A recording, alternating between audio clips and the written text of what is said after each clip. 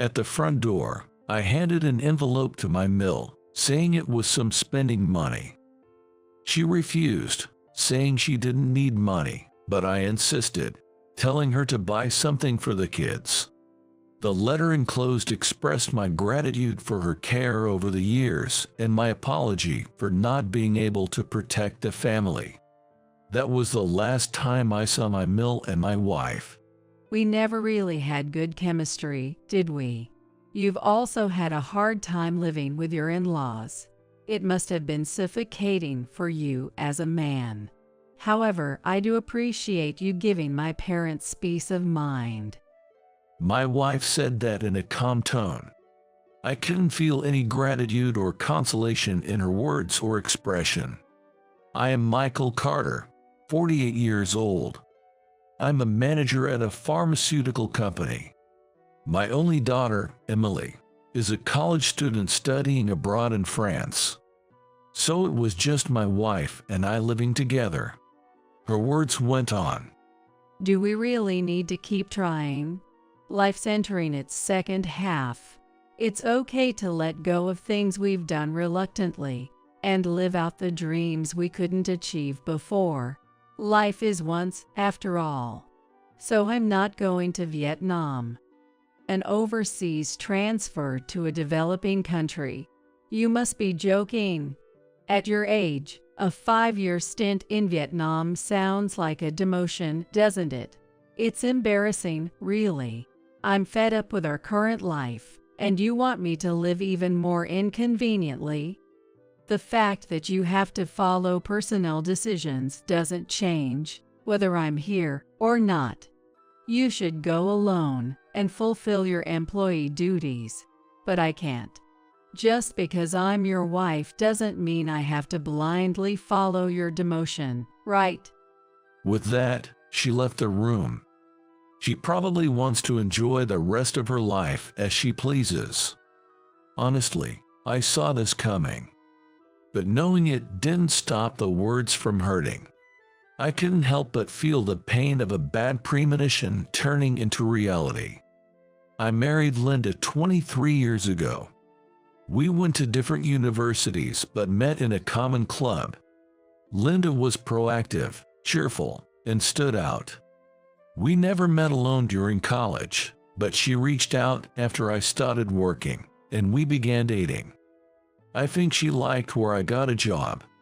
It's a well-known, top-tier company with a long history in the pharmaceutical industry.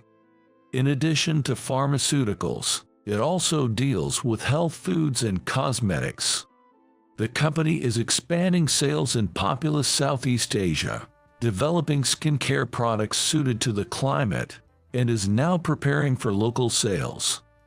We have been selling pharmaceuticals in Vietnam and the Philippines for a while, and sending employees there is not a new strategy. It's about exploring new markets and training local staff, not a demotion.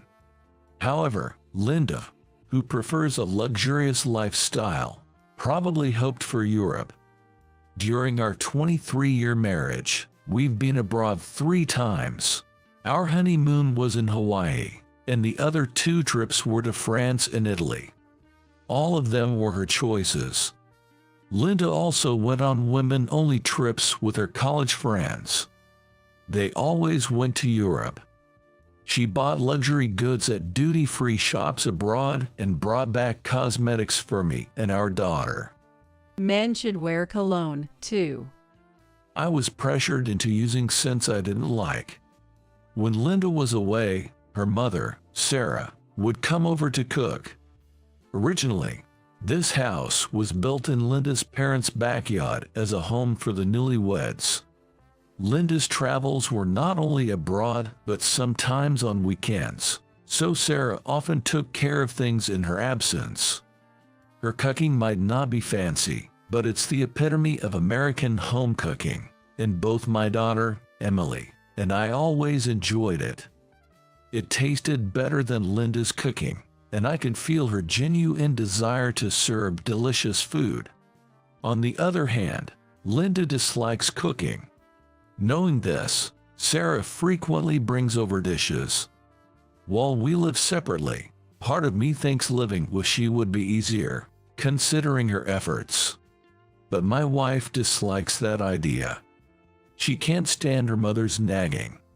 To me, her complaints seem justified, but to Linda, they are nothing but annoying scoldings.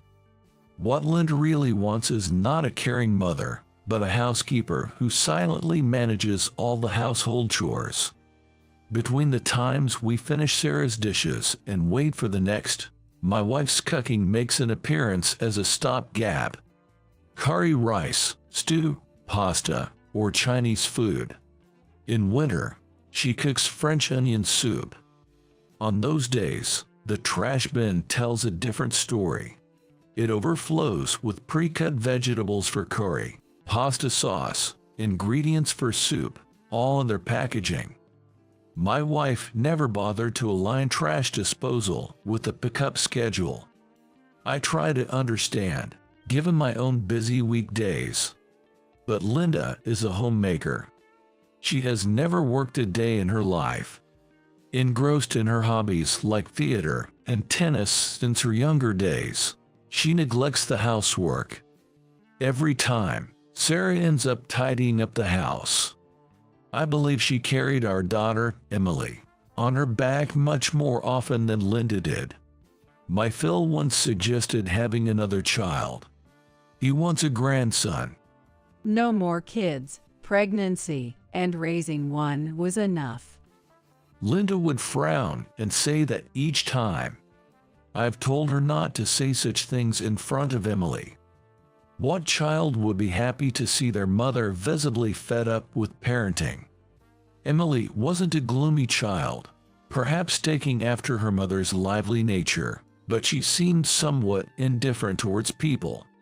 Whether that's her true character or the result of her mother's indifferent parenting, I can't tell.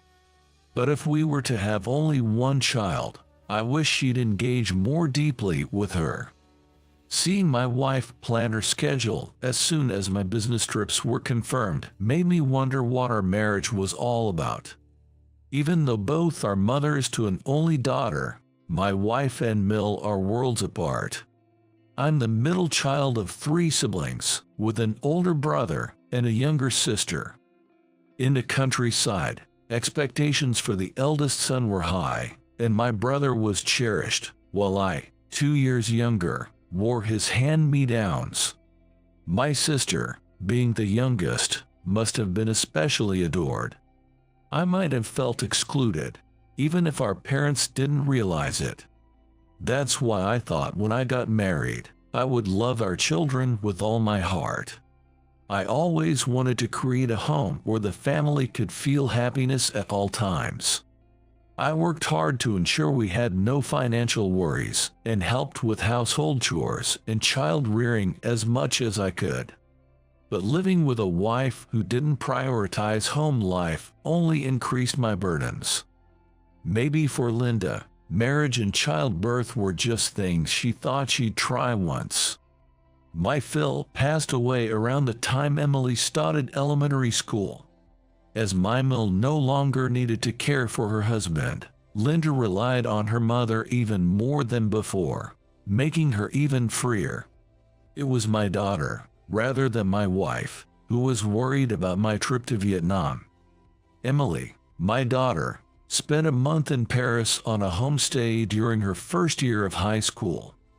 It sparked her interest in France, and so she transferred to a university in France starting from her junior year of college. She often sends pictures and updates from there via WhatsApp, and writes detailed messages about the struggles of living abroad. Mark, don't tell Mom. The only things I'm grateful for in my marriage to Linda are the love from my in-laws and having my daughter. By this time, Linda was probably as tired of married life as a child gets tired of playing house. On the morning of my departure, I carried my packed suitcase downstairs alone. I left the signed divorce papers on the bedroom sideboard. A sticky note was attached to it beforehand, and it read, "Please sign this before you go." She planned to tell Emily and Sarah after I had left. I didn't want to cause a stir before leaving, so I complied. Why leave now, when there's really no need to go out at a time like this? Linda had been away on a trip with her classmates since the day before. She claimed she couldn't cancel the reservation made well in advance because it would be unfair to her friends. I no longer cared about such things. Sarah, waiting to see me off at the front door, seemed even smaller. Please take good care of Linda and look after your health. Take care of yourself too. Drink enough water and watch your meals. Please stay healthy. I'll rely on you when Emily comes back. Take care. I thanked her sincerely and got into the waiting taxi. I gave Sarah an envelope of money, calling it pocket money. She refused to accept it, but I insisted she use it to buy something Emily likes. The envelope also contained a letter of thanks for her care over the years and an apology for not being able to keep the family together. I think Emily had a hunch about it. Seeing Emily always looking outside, away from home, made me wonder if that's why she left, to avoid facing her anxieties. That was the last time I saw Sarah and Linda. I had no enthusiasm left to start a new life in a foreign country. Leaving my homeland behind, I felt no nostalgia, only the heavy pain of a broken home as I left JFK. Time passed, and I returned to the U.S. Heading to one of the top hotels in New York, the area was bustling due to the weekend. That day, a Thanksgiving party was being held to celebrate the 100th anniversary of my company. It was a buffet party for employees and their families. I went with Lynn. She is my new wife, whom I met during my 5 years living in Vietnam. I was drawn to her unobtrusive yet attentive demeanor. After 2 years of dating, we decided to marry, knowing we would return to USA. She learned English in preparation for our life here. Many in Vietnam speak French due to colonial history. Lynn, inheriting her grandfather's accent, relearned and taught French at a language school. There, she interacted with American teachers and students, which was how we met. She seems to have a knack for languages. She's even better at French than me. That day, she wore a traditional Vietnamese aita, a slim-fitting dress. Perhaps because the slim-fitting traditional attire wouldn't suit otherwise, it seemed that overweight women were rarely seen in Vietnam. Although she isn't very tall, Lynn looks slender and elegant, her hair tied up with decorative hairpins and earrings that enhanced her appearance. After descending from the elevator, we walked into the venue together. Her aita was a deep wine color with large flower embroidery. It was not flashy, but elegant, making me feel proud. Life in Vietnam turned out to be more comfortable than I expected. The climate suited me as I disliked the cold, and our apartment was a serviced residence. It was fully furnished and included thrice weekly cleaning and laundry services. We could watch American TV shows and had access to a pool and gym. Living without household chores in a slightly better environment made me think Linda would have liked it had she come. Many Americans lived in my apartment complex. As I began learning Vietnamese, not only did I become acquainted with more American people, but I also started to increase my circle of Vietnamese acquaintances, 1 or 2 at a time. Everyone was kind and friendly, with no airs about them. Surprisingly, American products were available locally, so living there was easy. Our company needed to make inroads here. Getting used to life brought new goals and more comfort. That winter, Emily came from France during her break. I'm worried about Grandma, so I need to go home to the US. But maybe it's better not to see Mom. I was more concerned about whether you could manage. Dad? Linda grew up and lived in her hometown, but Emily, having experienced living abroad from a young age, seemed to have more specific concerns. Even when she went to Paris for a language course, it was fun for her at first due to its novelty, but after 2 weeks, the frustration of not being able to communicate and feelings of inferiority overwhelmed her. She got sick of the same food every day and hit a cultural wall. Having experienced that, her study in France after that was much more relaxed, and being better at French made it comfortable. She seemed to enjoy it a lot. So, Dad, you shouldn't get upset thinking, why is Vietnam like this? Accept everything as a novelty, thinking, so this is normal here. Getting stressed because it's not like the US won't solve anything. It just makes it harder for you. Seeing Emily giving advice like a counselor, I realized how much she had grown up.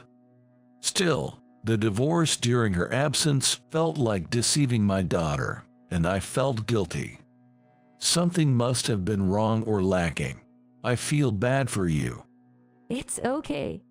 After the meal, we made sweet Vietnamese coffee and sat down together. If you can't be happy together, there's no point forcing it. No matter how hard you try, some people just don't mesh. In France, I initially stayed with American people because it was comforting. You can tell what someone is like because the language is the same, right?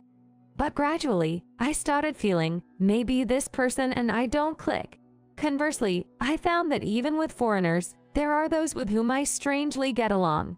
Even though our languages and upbringings are different, and our values and everything else should be too, it's enjoyable to be with them. You just naturally get along with some people without effort. I think it's about fate or compatibility. Even if you're family, saying you should get along unconditionally doesn't change the fate or compatibility that exists. I've always struggled with Mom trying to control everything. I wanted to learn swimming, but she forced me into piano lessons because I'm a girl, and then got angry at me for lacking enthusiasm. I hated practicing in front of her, which made me dislike it even more. She also tried to dress me in her preferred style and got mad when I cut my hair short. Yet, when it was time to change clothes for the season, she couldn't even remember where my uniform was, often leaving it at the cleaners. It felt like everything at home was always half done and chaotic. I might not be supposed to say this, but living with her made me determined not to be such a mother. That's tough, Emily. But Grandma was always there to help. Mom often scolded her for spoiling me, but I think Mom was really the one depending on her. To think she can view adults so calmly at just barely 20 years old. The reality was far from the happy family life I had envisioned. Listening to her made me reflect deeply. Emily never had loud clashes with her mother. It was mostly Linda unilaterally attacking her with words. When my mill or I intervened, it only made Linda more heated up. And the more heated up her mother got, the more silent Emily became. I wonder how much she had to swallow her words and feelings, enduring silently. I think bad conversations should be avoided. Bad conversations. Yay, like those that only cause arguments or escalate emotions. It's better not to have them. As my French improved, my social circle widened, but that was to have good relationships, not to outtalk others. Language is there to understand others. Just because we speak the same language doesn't mean we should say everything. Dad, you must have been holding back, too. Being consoled by my daughter, who had flown from France, I felt a lack of face as a father. But it also felt like seeing the fruits of my labor. So, Dad, keep up with your Vietnamese. Her encouragement boosted my spirits. With a newfound resolve to integrate more into the local culture, my life here became more fulfilling. Curious Emily wanted to explore Vietnam. It expanded my world. The commemoration party began with the president's speech and a history presentation, followed by a meal. Just as I returned to the table with my food. Long time no see. Suddenly, a familiar voice came from behind. It was Linda. "Why are you here?" Haha, truly. Even after our separation, I guess I'm still connected to this company. My current husband works here, too, in research and development. He's a key figure in this company. As Linda said this, Lane arrived with 2 glasses of champagne. When the woman in the iodine appeared, Linda's gaze moved from top to bottom, her expression gradually shifting to one of smug amusement. You did well, finding a spouse in Vietnam. Of course they'd want to follow you back to the US, a developed country. Seems like your trip was worth it, but maybe you could have found someone younger, right? There are plenty of those here in the US. It's nice to meet you. I am Lane. Lane introduced herself quietly. I'm Michael's wife. My husband has always appreciated you. Lane displayed her fluent English and confident manner. All of Lane seemed to unsettle Linda. Oh, yes, likewise. She stammered, and then a man approached. It was Kaylee, the one Linda boasted about from R&D. "What are you doing here?" As he said this and turned around, the glass slipped from his hand and fell. It hit the carpeted floor with a thud, and splashes of beer flew onto the hem of my pants. Oh my, what happened? Are you okay? Linda hurried to pick up the cup and looked up at the man. Kaylee was silent, just staring at Lane. Lane didn't stand up to greet this time. However, she kept looking at him. It's just beer. It won't stain much, right? Let's just eat. Okay, let's go, Kaylee. Linda left the fallen glass on our table and disappeared with Kaylee to another seat. Are you okay? I asked Lane, and she smiled, squatting down where Kaylee had stood. How about you? Are you really okay? I'm fine. It's nothing serious. Let's eat. I suggested for us to eat, and we enjoyed our meal together. Throughout the event, various colleagues of mine approached us, making for a bustling round of greetings and introductions. I could see Kaylee glancing over from the crowd, but I deliberately ignored him. Lane never looked back at him either. After a while, 2 radiant figures appeared before me. It was Emily and Ho. Emily was in pink, and Ho was in a deep young grass-colored iodine.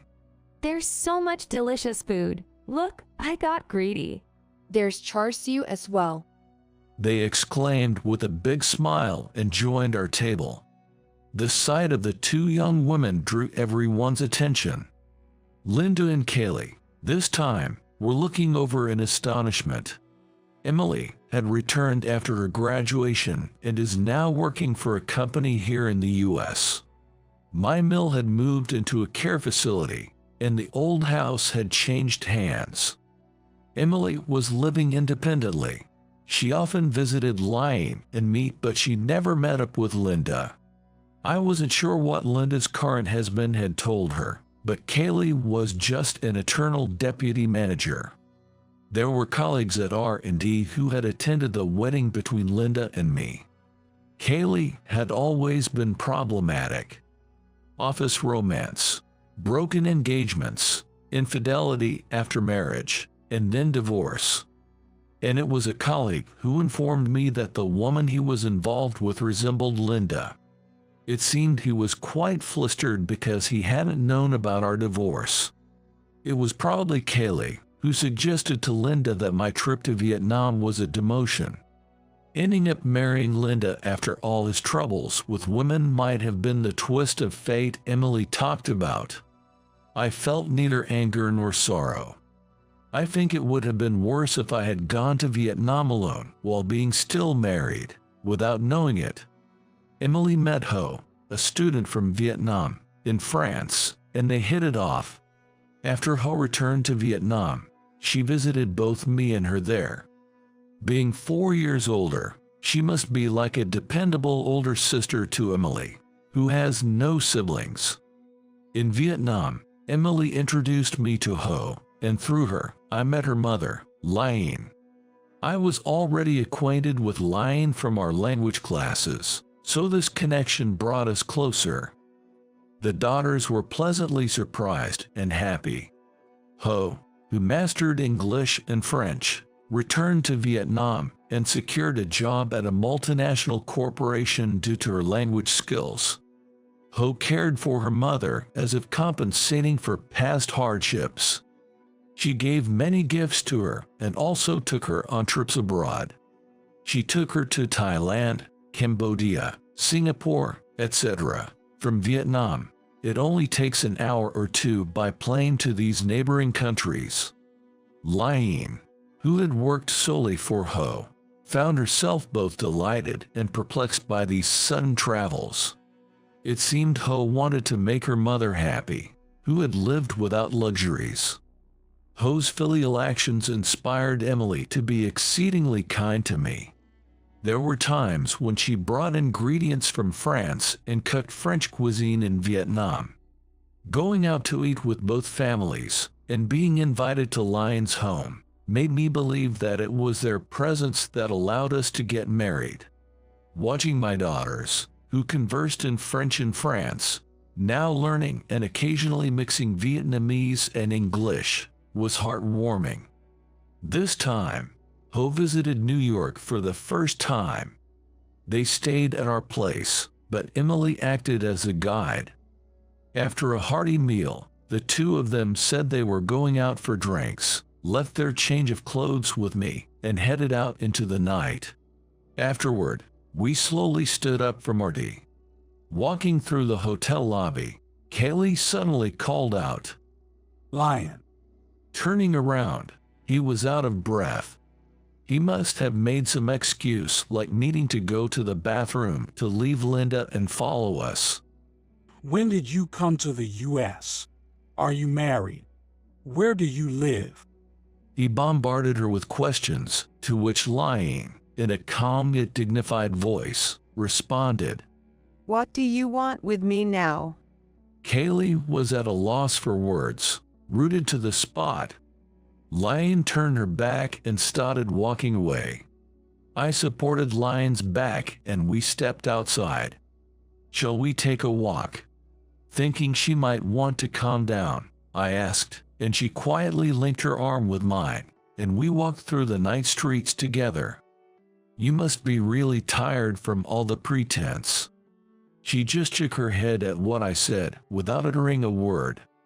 As we walked in silence, Liane suddenly stopped. What's wrong? Before I could finish asking her, she crouched down. Rushing over, I embraced her, and she began to cry softly. It must have been hard. Helping her to stand, she sobbed, perhaps releasing years of resentment and longing. Being spared from showing her miserable side to Kaylee might have signified the end of a painful past. Thank you, she said quietly as we got home. For what? for everything. Everything. I'm happy now, so let's not dwell on the past. She chose her words carefully and then smiled. I feel the same way. If I were still alone, I wouldn't have attended today. It's because you are with me that I could go. I'm grateful for that. We were able to heal our past wounds through this encounter. It's remarkable how two people from different countries and languages could come together like this. Kaylee, unlike me, was sent to Vietnam when he was younger. His stay wasn't long, but that's where he met Liane. She worked in a restaurant catering to tourists. He took a liking to her, frequented the restaurant, and deepened the relationship, claiming he would work in Vietnam for a long time.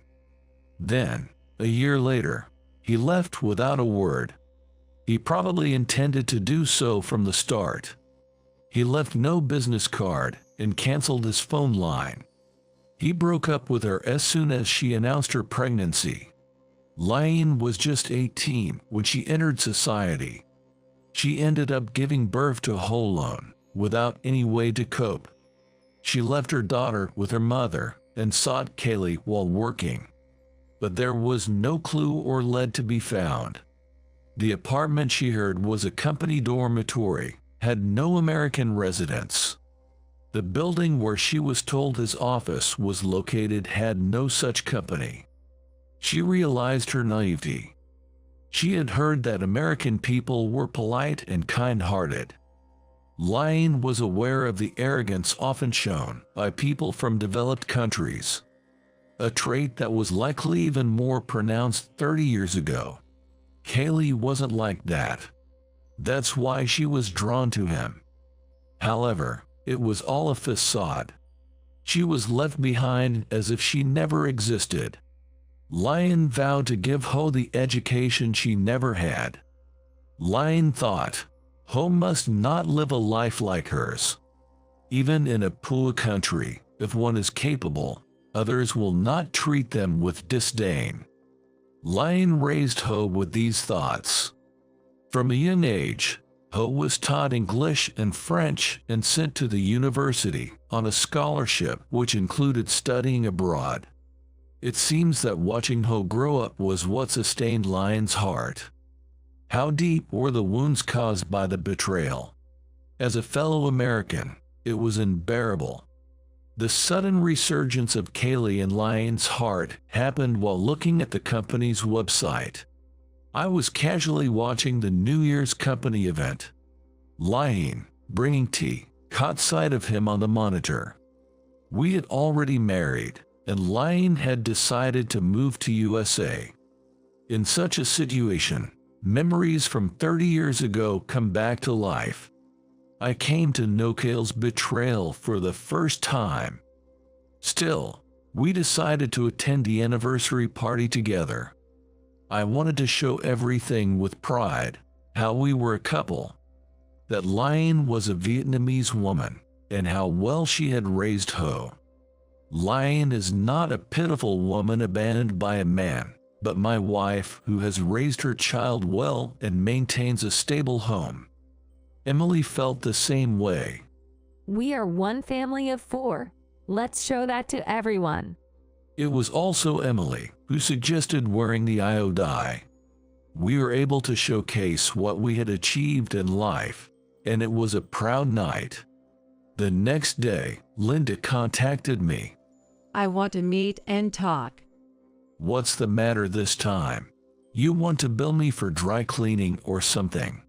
Don't play dumb. Please come after work tomorrow. I need to talk to you.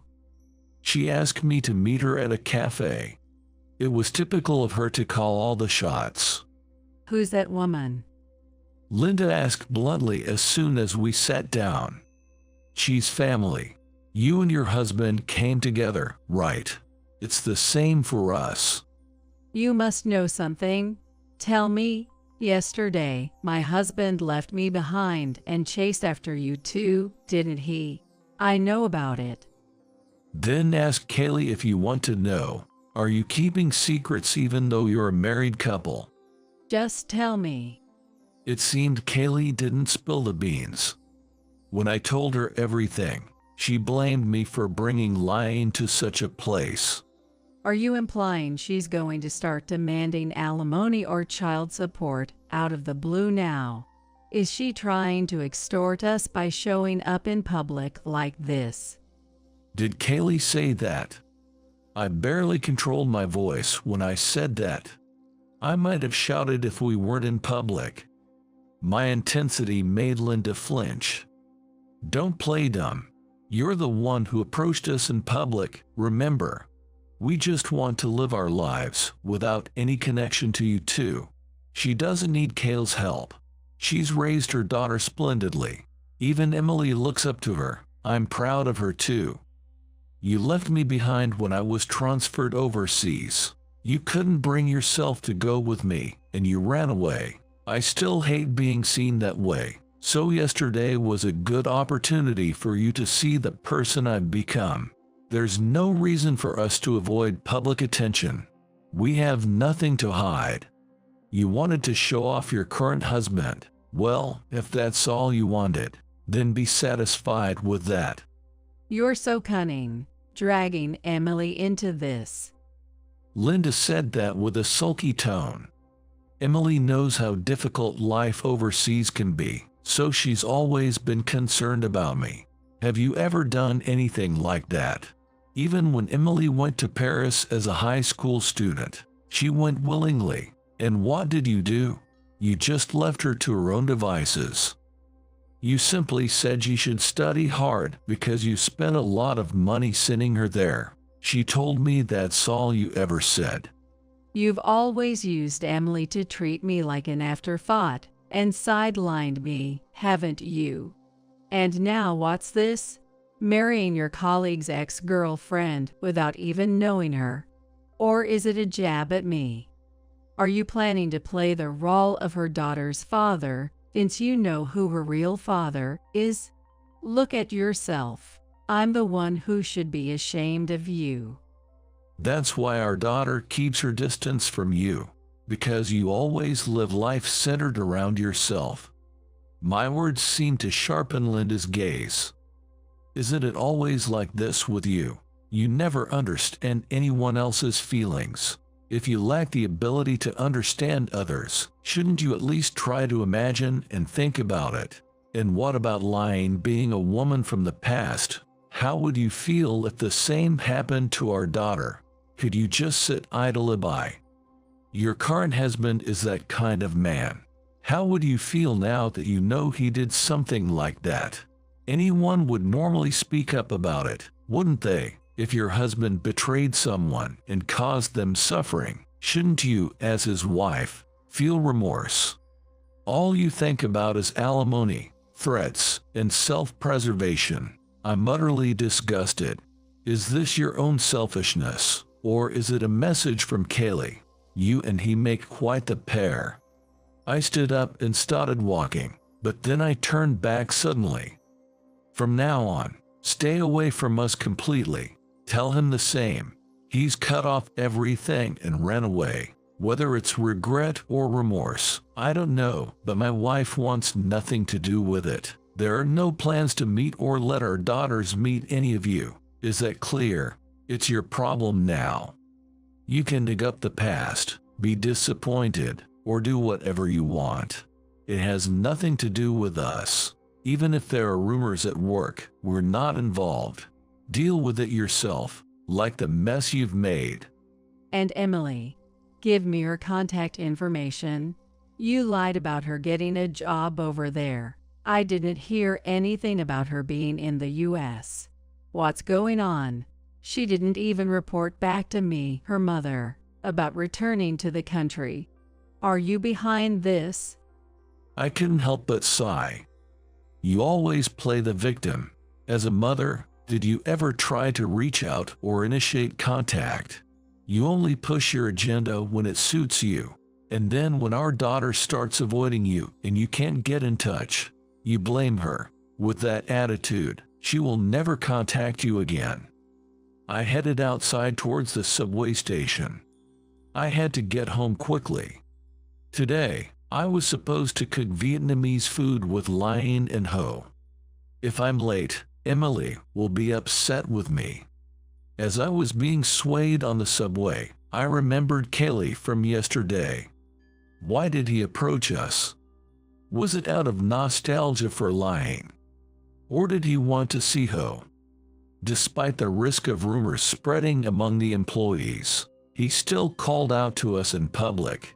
He must not have forgotten the past. Did he think Lion would feel nostalgic about him? But there is no past that can be recovered. That's going to be the path of his life. Poor guy. The subway doors opened, and I hurriedly got off the platform and rushed up the stairs. I never realized how happy it would be to come home.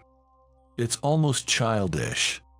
In the second half of my one and only life, I'm savoring the happiness of the present once again.